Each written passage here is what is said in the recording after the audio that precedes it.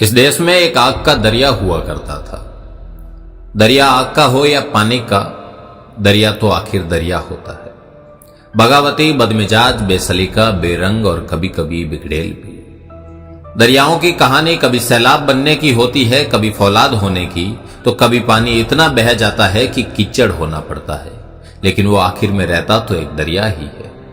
मुनीर नियाजी का एक शेर अगर इस दरिया की शान में कहा जाए तो तस्वीर से शायद धुंधलापन छंट सकता है कि तुमने तो आदत सी बना ली है मुनीर अपनी, जिस शहर में भी रहना बस उगताए हुए रहना। इस दरिया की तासीर बस यही थी, मिजाज का बगावती, पेशे से आंदोलनकारी और जुबान का राजपूत। इस दरिया का नाम ठाकुर लोकेंद्र सिंह कालवी था, जिसने जीवन भर सफलताओं और असफलताओं से कदबताल करते करते अपने किरदार को रंगमंच पर उस तरकीब से उकेरा कि अदाकारी के सारे कायदे तोड़ दिए। इस किरदार के पन्नों को थोड़ा पलटते हैं और जुलाई 1991 की नौजवान लोकेंद्र सिंह कालवी को टटोलते हैं। नागौर के कालवी ठिकाने में सियासत से लेकर राजपूत समाज के नामचीन क्षत्रपों के बीच महयों से अंग्रेजी पढ़े और बास्केटबॉल के उम्दा खिलाड़ी लोकेंद्र सिंह कालवी का पाकदस्तूर हुआ। जो पगड़ी लोकेंद्र सिंह कालवी के माथे पर होने वाली थी वो कोई छोटी जिम्मेदारी नहीं थी। उस पगड़ी के साथ एक जिम्मेदारी थी उस महान सामाजिक परंपरा को आगे बढ़ाने की, जिसे सर्वज्ञ कालवी साहब ने उम्र भर साकार किया।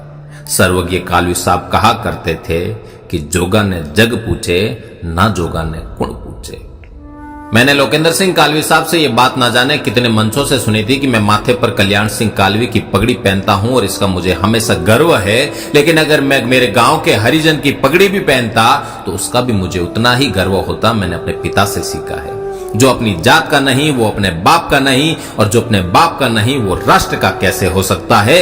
अपने पिता द्वारा दिए गए इन्हीं उसूलों के पतवार थामे लोकेंद्र सिंह कालवी उसी विरासत के महान समंदर में जीवन भर गोते लगाते रहे। कभी तैर लिए, कभी हिचकोले खाए, तो कभी डूबने से भी नहीं बच पाए। आज कालवी साहब नहीं रहे, उनके पीछे एक बड़ी विरासत है। कालवी परिवार की एक महान परंपरा है। कौन उसका कैसे मूल्यांकन करे मुझे नहीं पता, लेकिन निर्विवाद सत्य तो यही है कि आजादी के बाद राजपूत समाज का ऐसा एक भी आंदोलन नहीं हुआ जिसमें कालवी परिवार का नेतृत्व नहीं रहा हो। आंदोलन सफल और असफल होते हैं, व्यक्ति कामयाब और नाकामयाब होता है, लेकिन विचार हमेशा जिंदा रहते हैं। किसी ने ठीक कहा है कि सुकरात उस दिन जहर ना पीता तो मर जाता।